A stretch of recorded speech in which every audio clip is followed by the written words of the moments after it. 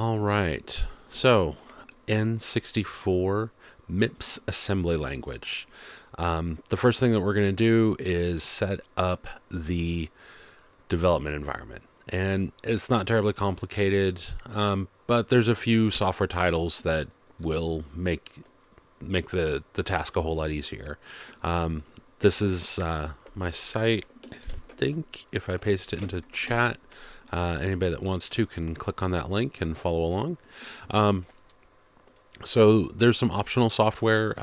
GCC for Windows creates Windows executables,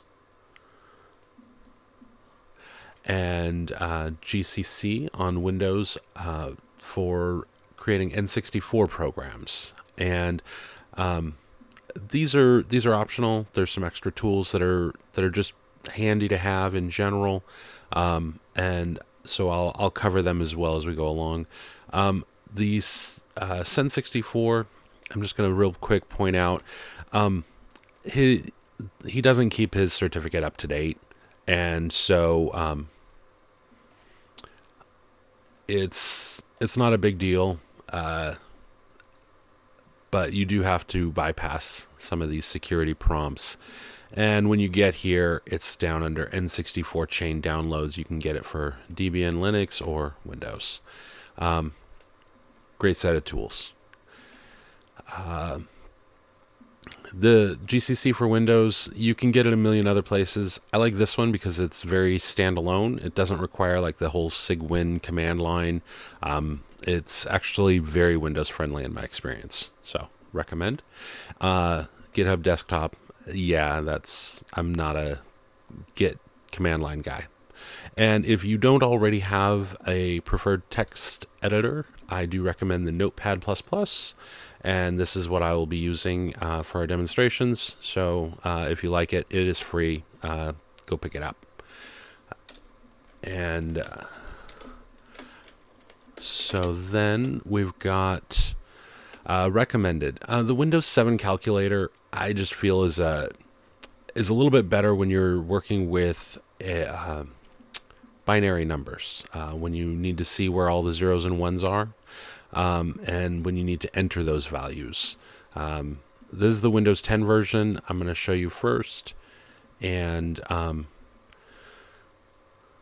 so here is the binary entry mode. I just don't find it nearly as intuitive as the Windows 7 version. And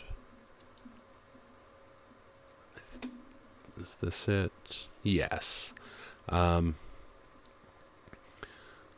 So it's not that big of a deal, but I do really like the Windows 7 version. And following this link, you can get it yourself. The thing to mention here, and I'm kind of sorry, but this website is just kind of spammy. Lots of ads, lots of click here links. So I'll point out this right here is the link that you want. Download old calculator for Windows 10 from Windows 7 or Windows 8. So again, that was just a recommended. I like it a little better. Shouldn't matter too much. Really the focus and the main tools that I'll be using are MAME, because the debugger that's built in is amazing, and we'll be covering lots of details. Part of the reason for doing this stream live style is so that I can make mistakes and show you how I find them, and especially using the debugger, which is just great. In order to run N64 ROMs, you will need to get the N64 BIOS, which is available on this page.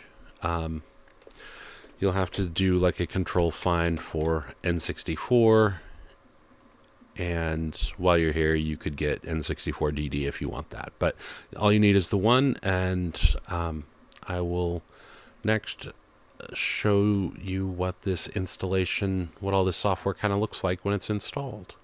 The ARM9 is the developer, that it's his GitHub account, and Bass is the assembler that we will be using. And so if you want to build from source, by all means, go ahead. Otherwise, the download version, this is my website. And so it's at the bottom of the page, Bass Win. And again, I'll show you what that looks like in just a moment. So development conventions, these are just some style things. As we do more complicated stuff, it'll make more sense to have some consistent patterns. All right, so I do also recommend pulling this GitHub repository. You can clone or download. I expect you to kind of figure that out for yourself, what's right for you. And so over here, real quick, I will show the Bass for Windows. When you download it, it's actually this subdirectory that you want. You don't really need the arch or the dock, because the dock and the arch are actually underneath it. So, and so when it's installed, this is what it looks like, which is just straight copying that folder to there. GCC is, oops, I'll close that up. This is the Windows version of GCC. I let that go into the GCC folder. And then I will usually do the N64 chain as its own subfolder. I don't have that done here. MAME, here again, I like short paths, no spaces. It just saves so much trouble. Drawsid asks, is this system virtualized? Yeah, you may. I believe you can see the title bar at the very top. I'm running the Oracle VirtualBox to do this. Yeah, it's small type, I'm sure. It works great, and that's what I'm using. And so the thing to point out here, that little N64 zip file that you need to download, it goes underneath MAME, underneath ROMs, and it remains zipped. That just works best. It might work some other way, but this works. So that is MAME, and Bass is already installed. So here you can see my GitHub folder. Basically, I've got the repository for this series, and I did go ahead and pull the Bass repository. I may try and build that at some other point. The one on my website was updated middle of last year, and I think there's been a release since then, but shouldn't affect anything. And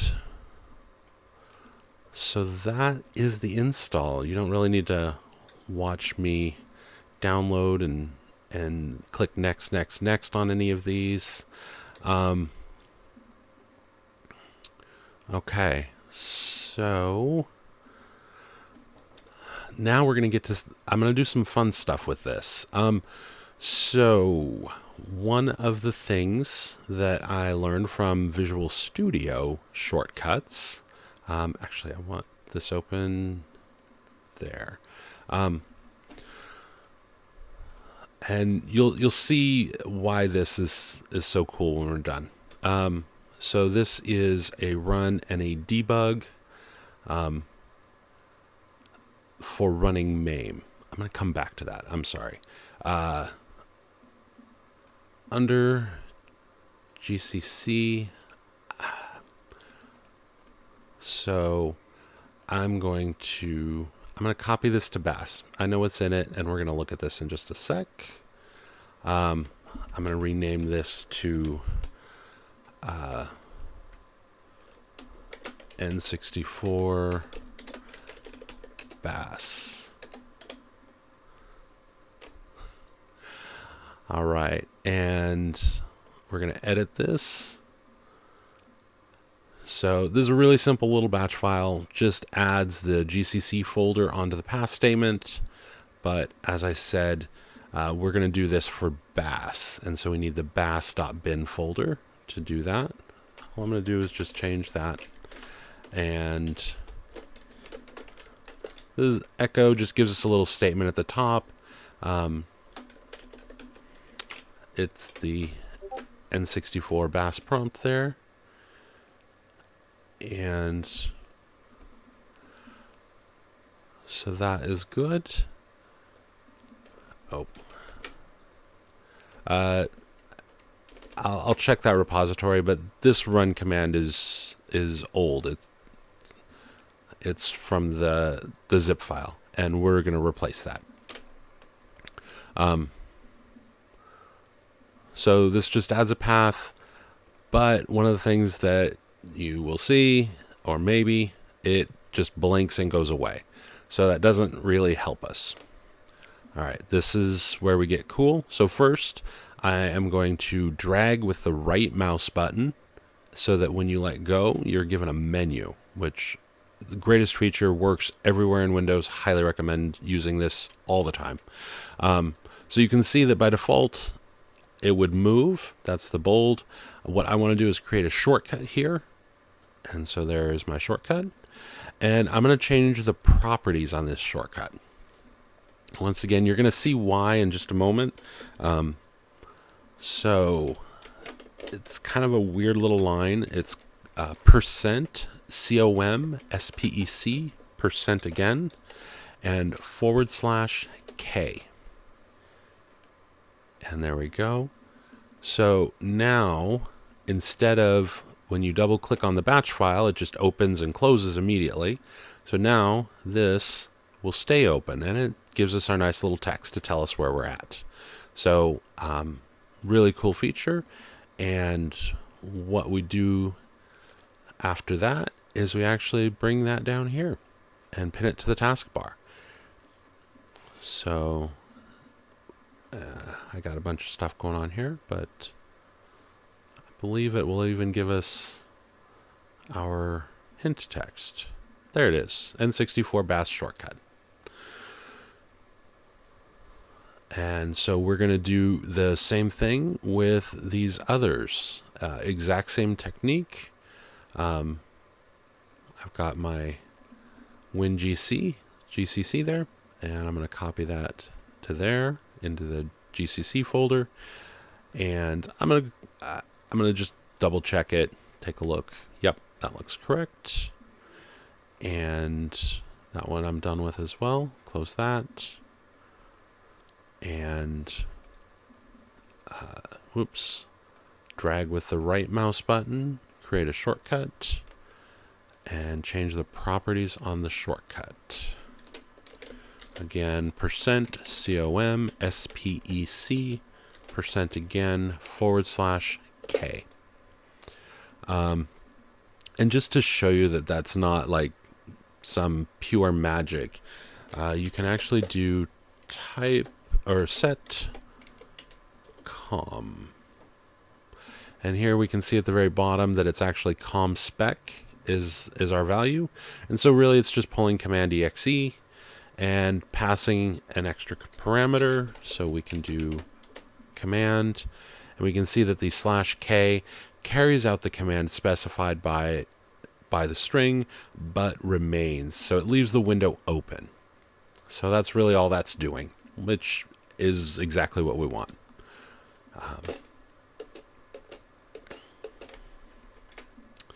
All right. So I'm going to close that and say OK on that one. And all right. So the other thing that we need to do, so the MAME emulator, once again, just it's going to be great for our purposes here. In many cases, if you were just playing ROMs or whatever other games using MAME, you would have a front end that keeps your games organized, maybe pulls in some artwork, does some other things like that. We're not going to use MAME like that, and so we're going to go to the command line of MAME, and we're gonna make it do exactly what we want it to, but we're not going to get the pretty layout of all your games and everything. So we're going to be focused on BAS. So I'm going to take these two batch files, and I'm going to open them up in just a moment. I'm going to put them in the bin folder because that was in our path. And so now here is... So because MAME usually works better with a front end, we actually have to change a directory into the MAME folder when we go to run it. And this is kind of a little bit of magic here. So this takes the 1 and the percent represent the parameter that's coming in off the command line. And this stuff in the middle actually goes and gets the full path name. So we only have to pass the actual name of the ROM file. But this stuff is, once again, this is standard batch file magic, if you will. And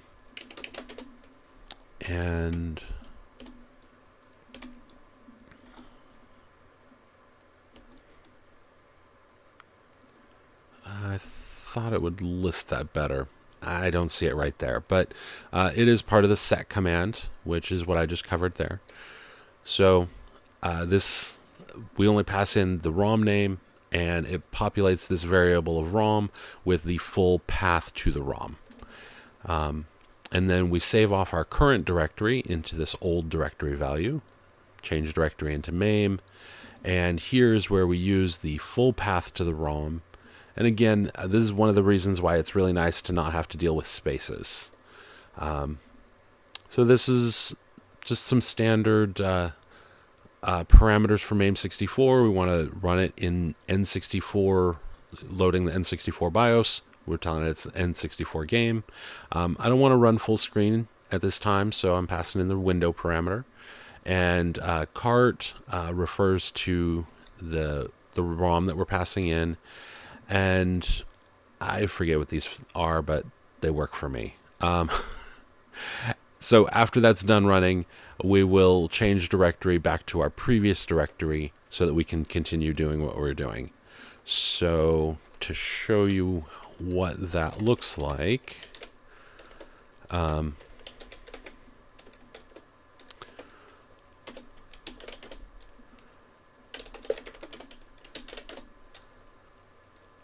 I'm going to run the CPU add .n64, and oops, so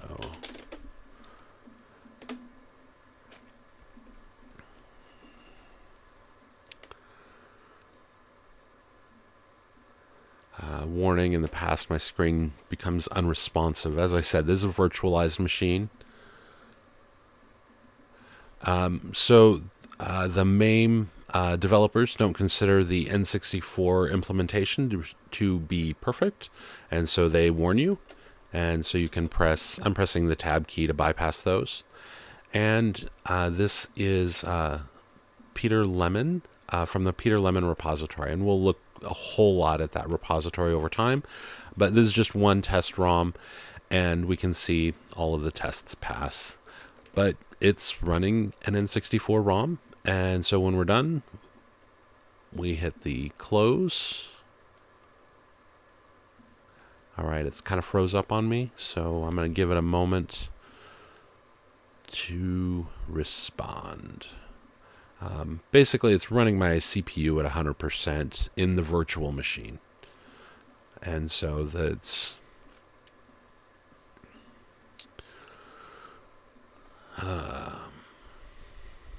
I am clicking and it's not doing anything. All right, so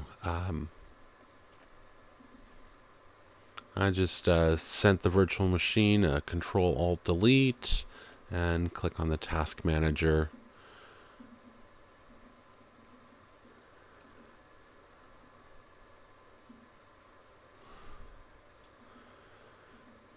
And there is MAME, and I'm going to end the task. There we go. And again, that's mostly because I'm in a virtual machine. So that's the run command. Now, the cool part is we are in a bash shortcut. The batch file for run is in bash bin here, where run.cmd. So you can see that that's where it found the batch file. And so the other one that we'll look at here real quick is the debug version of that batch file. And so here, really the difference is these first three parameters here, dash debug, and we'll see this in a moment, dash log and dash verbose, which I think some of these are probably a little bit more useful for the MAME developers, but this is one of those cases where I'll take more information over less. So we can come back to here, and instead of our run, we can say debug. And I'll just show you that screen. I'm going to spend a lot more time on that later, but this just gives you a little sense of it, and gives you your first little sample of what the assembly code is going to look like. It's over here on the right. You have an instruction, it's registers, values. Once again, I'm going to get a whole lot more into that. These are the actual machine registers on the left side. Again, really helpful. Lots of registers. It's one of the big differences between MIPS and x86. x86 has, I don't recall exactly, but I believe it's less than 10 registers. And so here we can see that from 0 to RA is 32 registers. The high and the low are some special ones. And then the FP series are floating point registers. So yeah, there's lots of cool stuff. And then these are some extras that we'll get into much further down the road. So that is all working. Our run command and our debug commands are doing great. And that is the content I wanted to cover for the first session. Are there any questions in chat there? Thought it was 16 on x86. It could be. I'm not as familiar with x86. The other thing is on x86, they're not all 32-bit registers. There's like some 8, some 16s, and even if they're like the same register can have like 3 different names, because you have the high and the low portion, which can be handled separately. So if you need 2 16-bit numbers, anyway, it's complicated, and I really don't know it that well, but it's very nice having 32 full 32-bit registers. I'm going to take that back. I'm going to say 30, and we'll get into why in a bit. All right. No other questions.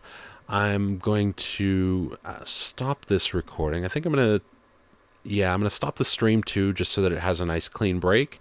But I'm really only going to disconnect for like a minute tops. So hang out, and next up is the assembly language keywords. And these are just the things that are specific to the BAS assembler. And we'll cover those next. Thanks.